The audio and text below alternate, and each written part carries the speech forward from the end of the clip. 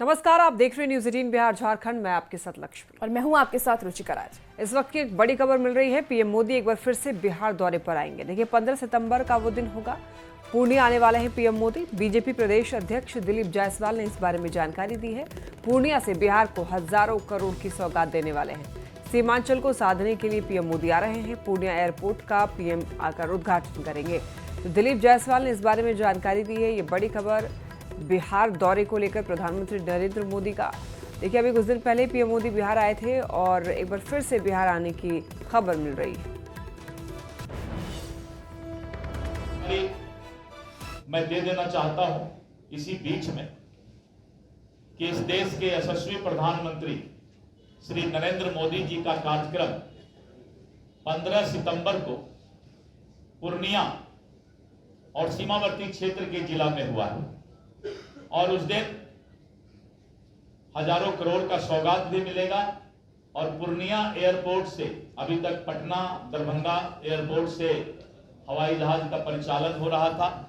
Purnia airport से भी जो है उस दिन उस एयरपोर्ट का उद्घाटन करेंगे और भी बहुत सारा सौगात बिहार को देंगे। तो एक जानकारी देना था कि प्रधानमंत्री नरेंद्र मोदी जी 15 सितंबर को सीमावर्ती क्षेत्र पूर्णिया आ रहे हैं।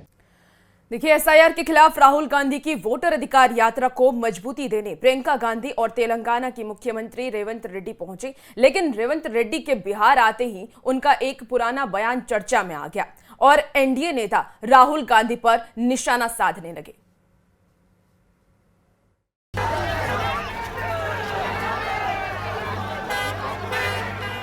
पिछले 2 दशक से आरजेडी के पीछे पीछे चलने वाली कांग्रेस को मजबूत करने और एसआईआर के विरोध में राहुल गांधी बिहार में यात्रा पर निकले हैं। नाम दिया है वोटर अधिकार यात्रा। ये फोटो खिंचाने और वीडियो बनाने के अलावा कोई है क्या यात्रा? ये भाई के समर्थन में प्रियंका गांधी वाड्रा भी मंगलवार को बिहार पहुंची और यात्रा में शामिल हुई। हालांकि एनडीए नेता मानते हैं कि प्रियंका के आने से भी कोई फर्क नहीं पड़ेगा। भाई है तो बहन आए, मुझे कोई आपत्ति नहीं, लेकिन होगा क्या करेंगे? राहुल गांधी की वोटर अधिकार यात्रा में एक ऐसे नेता भी शामिल हुए जिनके बिहार पहुंचते ही सियासी बवाल शुरू हो गया। वो हैं तेलंगाना के सीएम रेवंत रेड्डी। रेवंत रेड्डी के बिहार पहुंचते ही उनका एक पुराना बयान चर्चा में आ गया, जिसमें रेवंत ने बिहारियों के डीएनए पर सवाल उठाया था। आज तो हद ही कर दिया तेजस्वी जी ने। बिहार का इतना बड़ा अपमान, घोर अपमान, बिहार कभी बर्दाश्त नहीं करेगा। एनडीए नेता राहुल गांधी और तेजस्वी यादव पर निशाना साधते हुए पूछ रहे हैं कि जिसने बिहारियों के डीएनए पर सवाल उठाया था उसे बिहार क्यों बुलाया। तो दूसरी ओर एसआईआर यानी मतदाता पुनरीक्षण पर निर्वाचन आयोग ने लोगों से 5 सवाल पूछे। सवाल नंबर 1, मतदाता सूची की गहन जांच होनी चाहिए कि नहीं। सवाल नंबर 2, मरे हुए लोगों के नाम हटाने चाहिए कि नहीं। सवाल नंबर 3, वोटर के नाम एक ही जगह पर होना चाहिए कि नहीं। सवाल नंबर 4, दूसरी जगह बसे लोगों के नाम हटने चाहिए कि नहीं। और सवाल नंबर 5, विदेशियों के नाम हटाने चाहिए कि नहीं। Bureau report, news 18। बढ़ते हैं खबरों में आगे। अब देखिए, डिप्टी सीएम विजय सिन्हा ने तेजस्वी पर हमला बोला है। तेजस्वी को बिहार और जनता का दुश्मन बताया है। तेलंगाना के सीएम को यात्रा में बुलाने पर हमला बोला है। डिप्टी सीएम विजय सिन्हा ने खुलेआम बिहारियों का अपमान बताया है इसे। देखिए, बिहार और जनता का दुश्मन तेजस्वी यादव को कह रहे हैं डिप्टी सीएम विजय सिन्हा। दरअसल तेलंगाना के सीएम भी अब यात्रा में शामिल हो गए हैं, यात्रा को मजबूती देने के लिए। तो ऐसे में खुलेआम बिहारियों का अपमान बता रहे हैं, क्योंकि तेलंगाना के सीएम का पुराना वीडियो जो है वो इन दिनों काफी वायरल है।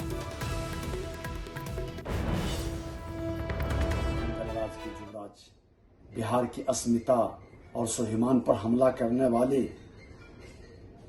रेवंत रेड्डी, जो बिहार के डीएनए पर प्रश्न उठाया, बिहारियों को अपमानित किया और प्रियंका वाड्रा ताली बजाया, ऐसे लोगों को आप बिहार में मंच दे रहे हैं। धिक्कार है आपकी इस मानसिकता को। कब तक बिहारियों को अपमानित करते रहेंगे? और वोट चोरी का आरोप लगा करके बिहार में वोटर अधिकार यात्रा पर निकले राहुल गांधी पर एक बार फिर बिहार बीजेपी अध्यक्ष दिलीप जायसवाल ने निशाना साधा है। दिलीप जायसवाल ने यह कहा कि एसआईआर पर इनके मुद्दे की हवा निकल गई है, देश ने नकार दिया है, बावजूद इसके इनका सड़क पर उतरना बताता है कि इन्हें संविधान और लोकतंत्र पर भरोसा नहीं है।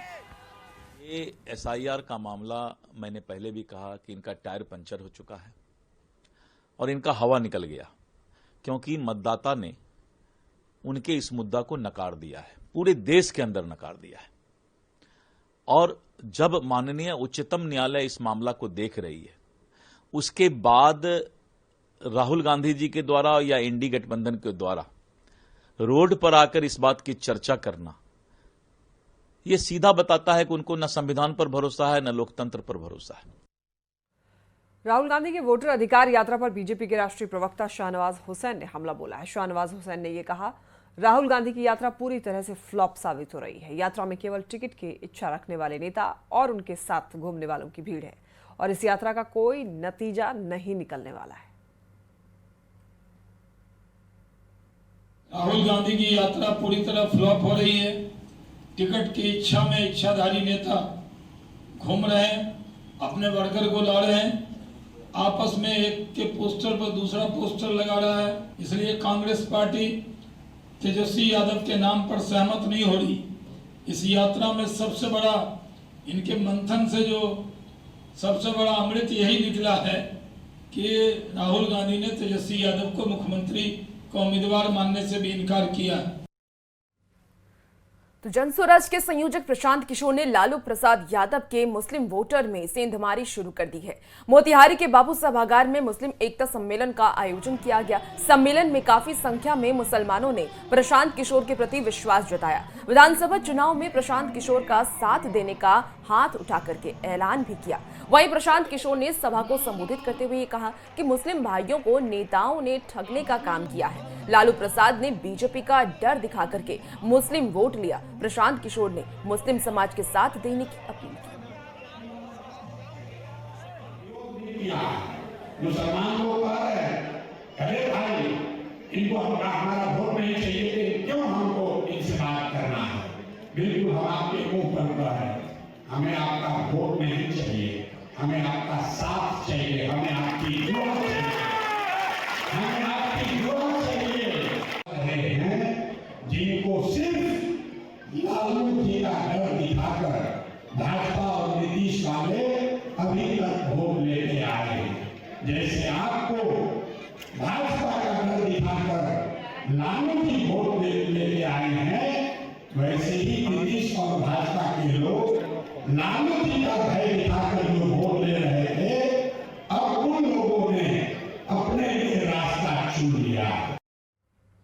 और देखिए, इंडिया गठबंधन में सीएम फेस को लेकर के अभी जिद जारी है। तेजस्वी यादव के चेहरे पर सहमति को लेकर के बात नहीं बन रही है। मुकेश सैनी ने भी ये साफ कर दिया है कि सिर्फ कांग्रेस ही नहीं, वीआईपी की भी सुननी होगी। सभी पार्टियां मिलकर तय करेंगी कि क्या इस पर आरजेडी का रिएक्शन है। इस रिपोर्ट में आप देखिए। आइडियोलॉजिकली हम अलाइंड हैं, पॉलिटिकली अलाइंड हैं। सिर्फ राहुल गांधी जी डिसीजन नहीं लेंगे कि सीएम तेजस्वी जी होंगे। कांग्रेस पार्टी या उसके सांसद राहुल गांधी ये साफ साफ नहीं कह रहे कि पूर्व सीएम लालू प्रसाद के बेटे तेजस्वी यादव को ही मुख्यमंत्री बनाएंगे।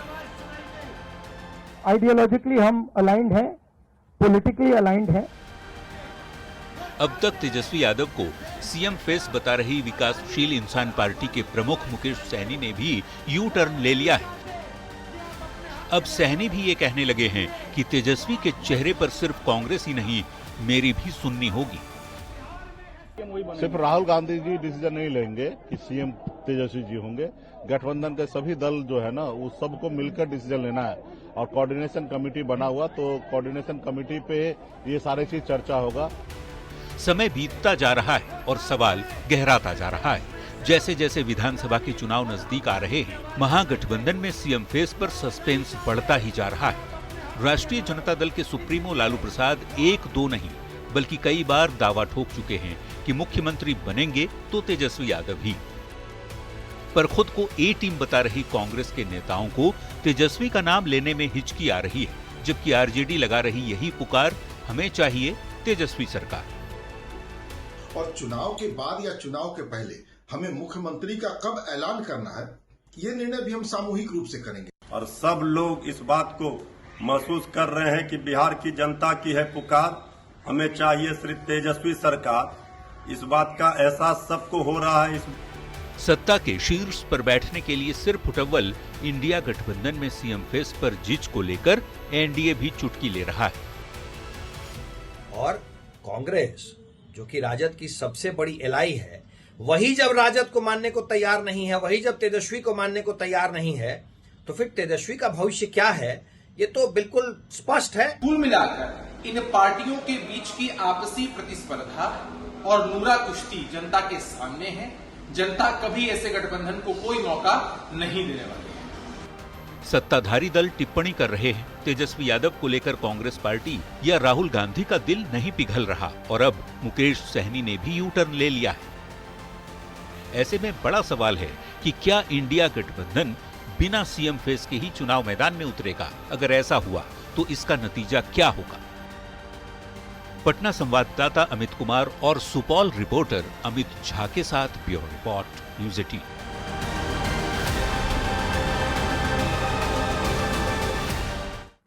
चुनावी साल में सीएम नीतीश ने एक और मास्टर स्ट्रोक खेला है। बिहार में उद्योग को चमकाने के लिए बिहार औद्योगिक निवेश प्रोत्साहन पैकेज को लागू कर दिया गया है। बिहार में निवेश करने वालों को इससे क्या क्या लाभ मिलेगा, इस रिपोर्ट के जरिए देखिए।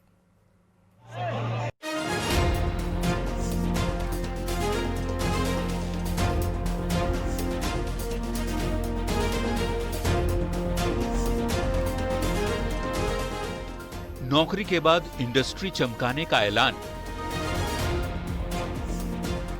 बिहार चुनाव में कितना कल्याण? 1 लाख, 2 लाख, 10 लाख, यहां तक कि 50 लाख सरकारी नौकरी और रोजगार देने के बाद 1 करोड़ नौकरी देने का वादा और उसके बाद उद्योग धंधे का नया राज्य बनाने का दावा।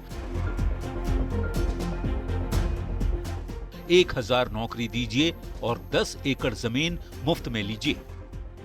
ऐसे लोग हों जो 100 करोड़ रुपए तक का रोजगार लगाएंगे, निवेश करेंगे और साथ ही साथ 1000 लोगों को प्रत्यक्ष रोजगार देंगे, उनको जमीन 1 रुपए में दी जाएगी। चुनावी साल में ये है सीएम नीतीश कुमार का एक और मास्टर स्ट्रोक। नीतीश सरकार ने बिहार में नई औद्योगिक नीति और बिहार औद्योगिक निवेश प्रोत्साहन पैकेज को लागू कर दिया है। इससे बड़ी कंपनियों को जमीन मुफ्त में मिलेगी। 100 करोड़ से ज्यादा के निवेश पर 10 एकड़ तक जमीन निःशुल्क। 1000 से ज्यादा रोजगार देने वाली कंपनियों को फ्री में जमीन और 100 करोड़ से ज्यादा निवेश पर 25 एकड़ तक जमीन सरकार बिना पैसे के देगी। फॉर्च्यून 500 कंपनियों को भी 10 एकड़ जमीन के लिए कोई राशि नहीं देनी होगी। 31 मार्च 2026 तक जो निवेशक आवेदन करेंगे उनके लिए इस पैकेज का लाभ मिल सकेगा। नीतीश सरकार ने चुनावी मौसम में उन लोगों को जवाब दिया है जो कहते हैं बिहार में कारोबारी क्यों नहीं आते। औद्योगिक निवेश प्रोत्साहन पैकेज के जरिए सीएम नीतीश ने एक बड़ा दांव खेला है जिस पर जमकर सियासत हो रही है। जो कल कारखाने थे, उद्योग थे, वो भी बंद हो गए, तो इसलिए अभी सिर्फ ये आईवास है जनता को भ्रम में रखने के लिए। इतनी चीजों को योजनाओं की घोषणा कर रही है, उससे उन्हें पता है कि उनकी सरकार आने वाली नहीं है, उनके पैरों से जमीन खिसक गई है। तो अब इंडस्ट्रियल रिवोल्यूशन जो कभी यूरोप में इनकलाब आया था, सनती इनकलाब जिसको कहते हैं इंडस्ट्रियल रिवोल्यूशन, वो बिहार में आएगा। एक ओर खूब सियासत हो रही तो दूसरी ओर उद्योग जगत जमकर तारीफ कर रहा है। नीतीश सरकार ने तय किया है कि लाभ के लिए 31 मार्च से पहले आवेदन करना होगा। 40 करोड़ रुपए तक की ब्याज सब्सिडी मिलेगी और 30% तक पूंजीगत सब्सिडी भी दी जाएगी। औद्योगिक पैकेज से अगले 5 साल में सरकार 1 करोड़ नौकरी और रोजगार का लक्ष्य भी हासिल कर लेगी। देखना होगा चुनावी साल में ये बाजी कितनी कारगर साबित होती है। पटना संवाददाता संजय कुमार और आनंद अमृतराज के साथ ब्यूरो रिपोर्ट, न्यूज़ 18।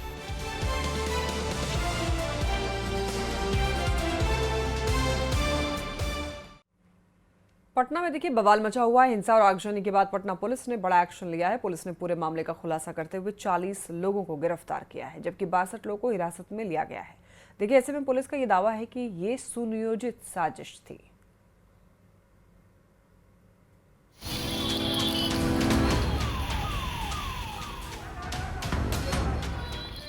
सड़क पर धधकती आग के शोलों की ये तस्वीर है, जिसने पटना में कानून व्यवस्था पर सवाल खड़े कर दिए थे। हंगामा इस कदर बरपा कि पुलिस को जान बचाकर भागना पड़ा। पटना के इंद्रपुरी इलाके में लोगों के निशाने पर खाकी था। अटल पथ पर पहले कार को आग के हवाले किया गया, फिर बाइक को जलाकर खाक कर दिया गया।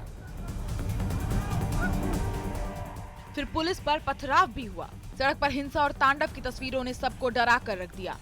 अब इस उपद्रव मामले में पटना पुलिस ने बड़ा एक्शन लिया है। पुलिस ने 40 से ज्यादा उपद्रवियों को गिरफ्तार किया है, साथ ही 62 लोगों को हिरासत में लिया है। पुलिस ने वार्ड पार्षद टूटू और श्वेत रंजन को गिरफ्तार किया है। बताया जा रहा है कि स्थानीय वार्ड पार्षद भी पूरी साजिश में शामिल था।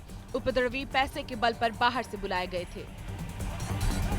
उसके बाद रात में पुलिस के द्वारा विभिन्न जगहों पर रेड छापेमारी की गई और कुल 62 लोग 55 रात में आज सुबह में और कुल मिला के 62 लोगों को हिरासत लेके पूछताछ किया जा रहा है।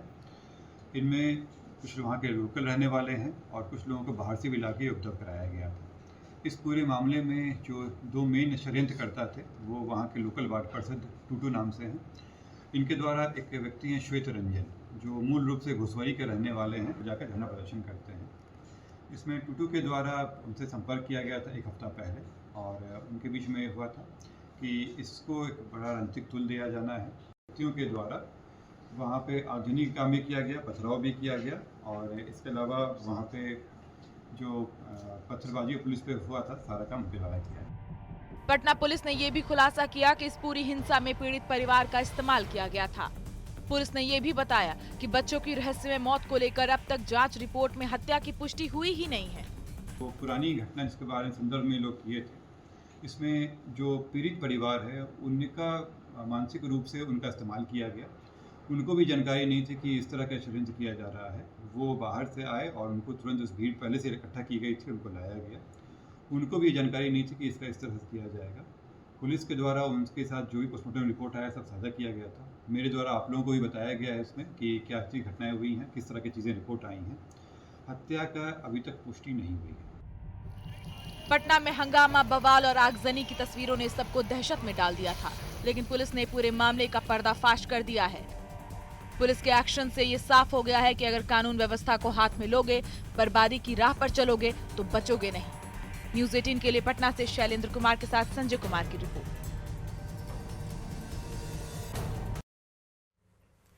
और रुकेंगे एक छोटे से ब्रेक के लिए, जल्द हाजिर होते हैं।